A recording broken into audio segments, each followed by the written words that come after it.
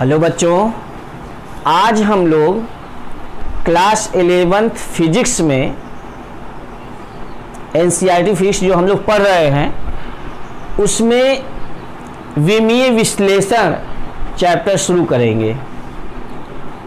विमीय विश्लेषण जानने से पहले आपको भौतिक राशियों के बारे में जानना है। फिजिकल क्वांटिटी क्या है इसके बारे में सीखना है। भौतिक राशियां मुख्यतः दो प्रकार की होती हैं, एक मूल राशियां और दूसरी व्युत्पन्न राशियां।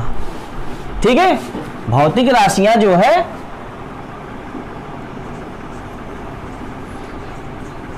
भौतिक राशियां दो प्रकार की, पहली कौन? मूल राशि, फंडामेंटल क्वांटिटीज,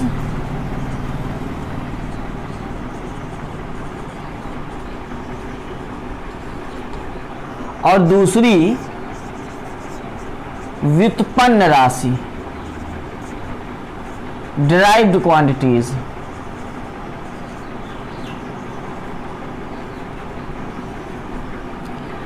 अब मूल राशियां क्या हैं या व्युत्पन्न राशियां?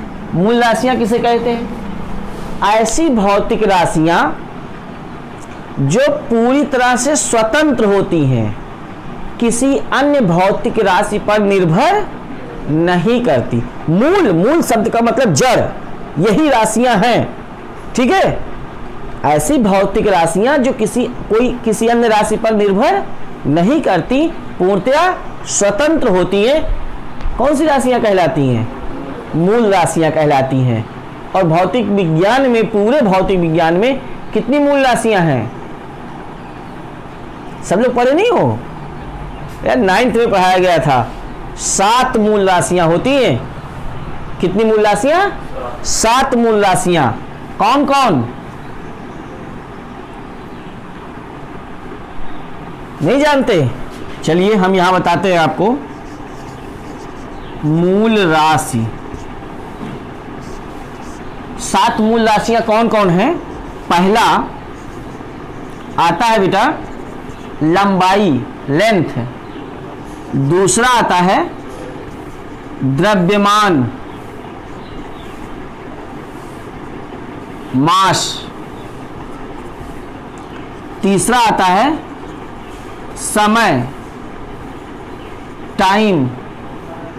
चौथा आता है ताप, टेम्परेचर। पांचवा आता है विद्युत धारा।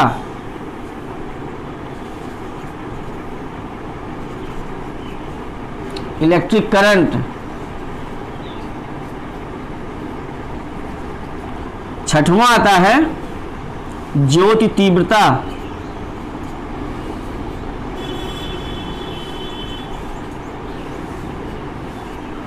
Luminous intensity.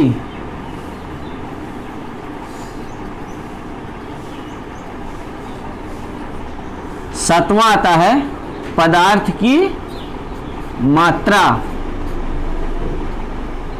Amount of substance.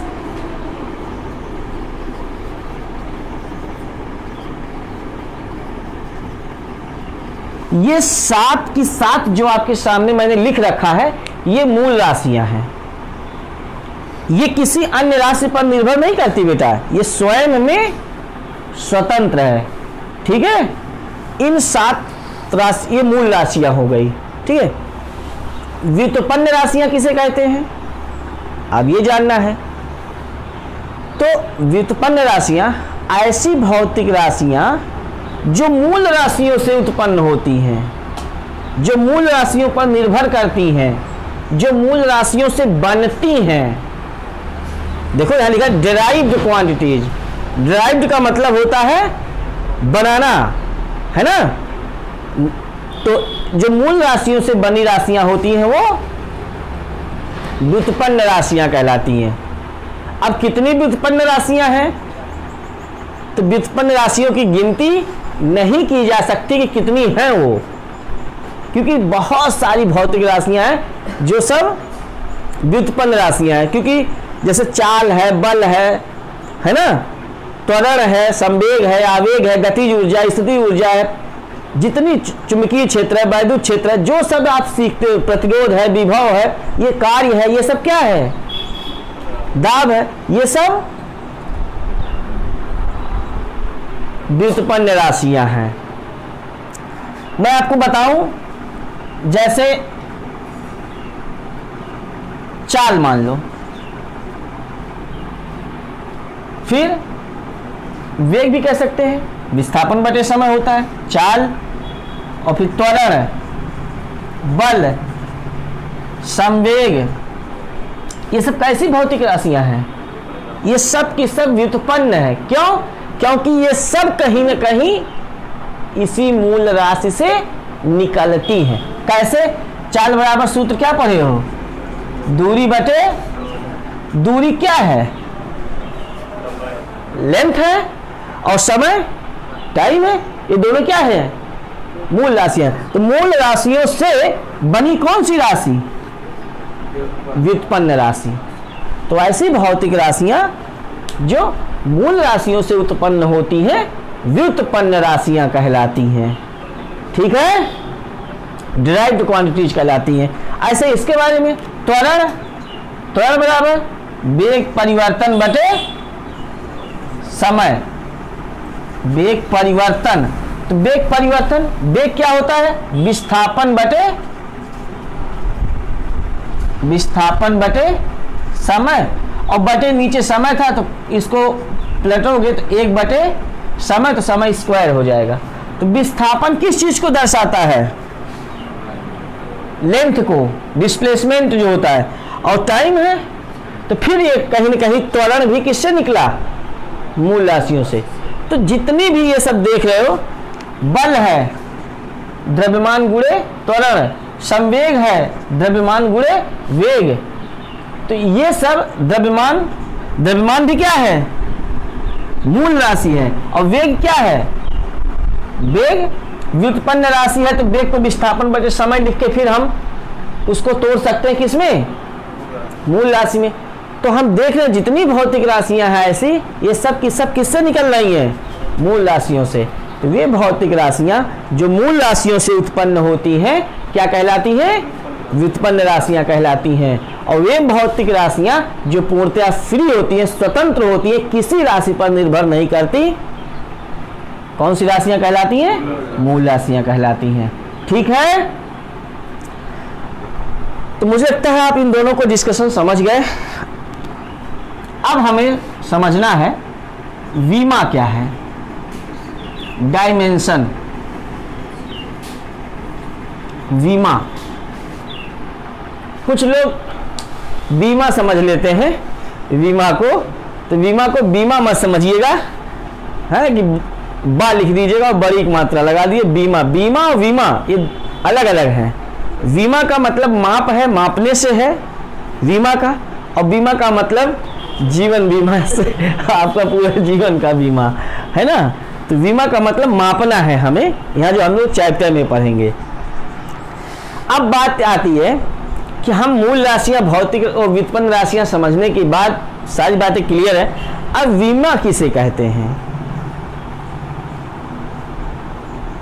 इसकी क्या डिफिनीशन है, तो आप जान लो बेटा। वीमा वे घाते हैं जो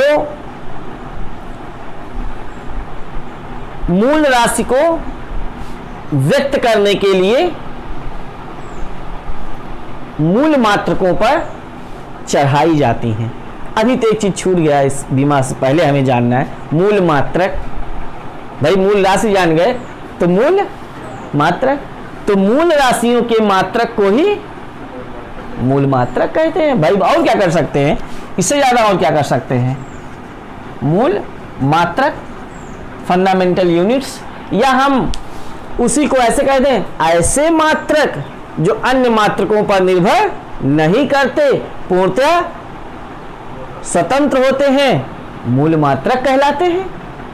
वे मात्रक जो पूर्णतः स्वतंत्र हो, जैसे इसकी परिभाषा दिया था, जो किसी अन्य मात्रक पर निर्भर ना करे, क्या कहलाता है?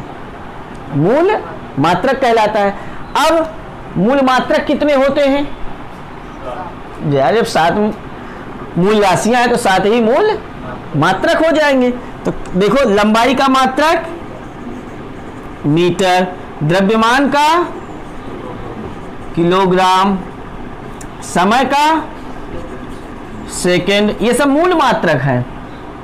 ताप का केल्विन, विद्युत धारा का एम्पियर, ज्योति तीव्रता का कैंडिला, पदार्थ की मात्रा का मोल। ये 7 आपके सामने मूल मात्रक जो आपने देखा, ठीक है।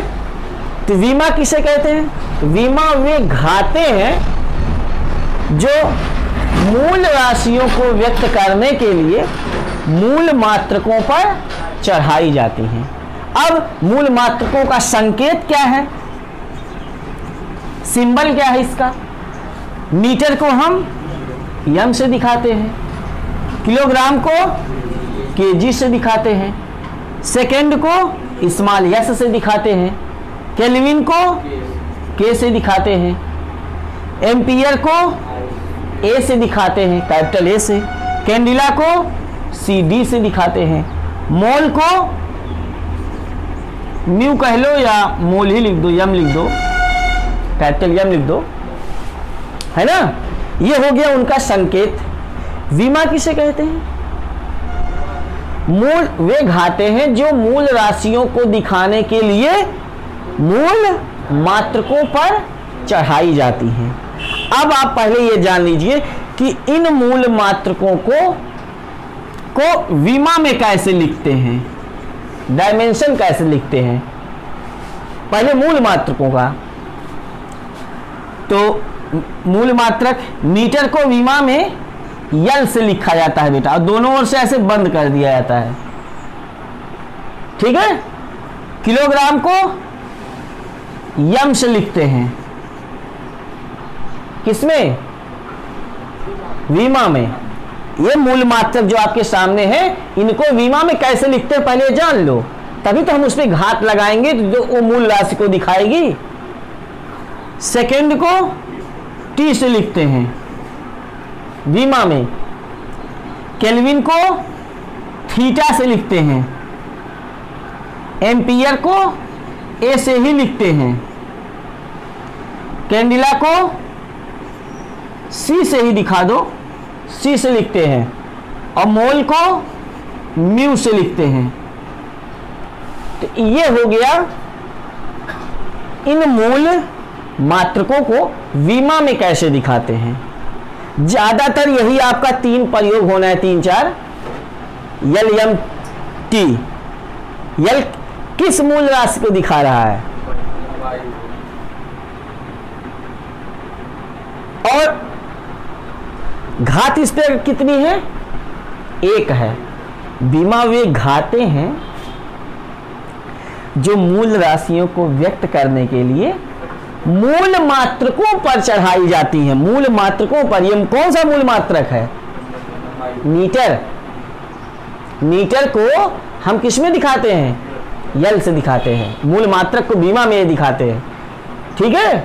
मूल मात्रक है, मीटर को हम यल में लिखे हैं, ना कि हम लंबाई को यल से यहां दिखाए हैं। हम मूल मात्रक का विमीय सूत्र लिखे हैं यल, और ये यल दिखाती मूल राशि को है, लेंथ को, लंबाई को, ठीक है। तो समझ गए विमा किसे कहते हैं? विमा किसे कहते हैं? विमा वे घाते हैं जो मूल राशियों को व्यक्त करने के लिए मूल मात्रकों पर चढ़ाई जाती हैं। और ये मैंने आपको यहां आज 7 मूल राशियों का विमा भी लिख के दिखा दिया है। विमा कहूं या विमीय सूत्र कहूं, ये विमीय सूत्र हैं इन मूल मात्रकों के, या इन राशियों का भी आप समझ लो कि ये निकल गया है विमीय सूत्र। लंबाई का विमीय सूत्र आपसे कोई पूछे तो पहले आप समझिए लंबाई का मात्रक, और फिर मात्रक के बाद आता है विमीय सूत्र। ठीक, पहले मात्रक फिर विमीय सूत्र। तो क्या आप इतना याद कर लोगे? ठीक है, नोट कर लीजिए। मुझे लगता है बेटा आप लोगों को ये वीडियो पसंद आया होगा। अगर आप लोगों को ये वीडियो पसंद आया हो तो आप सभी लोग हमारे चैनल को सब्सक्राइब करें, वीडियोस को लाइक करें, कोई भी प्रॉब्लम हो कमेंट करके पूछें और वीडियोस को अपने फ्रेंड्स में शेयर भी करें। Very good, best of luck.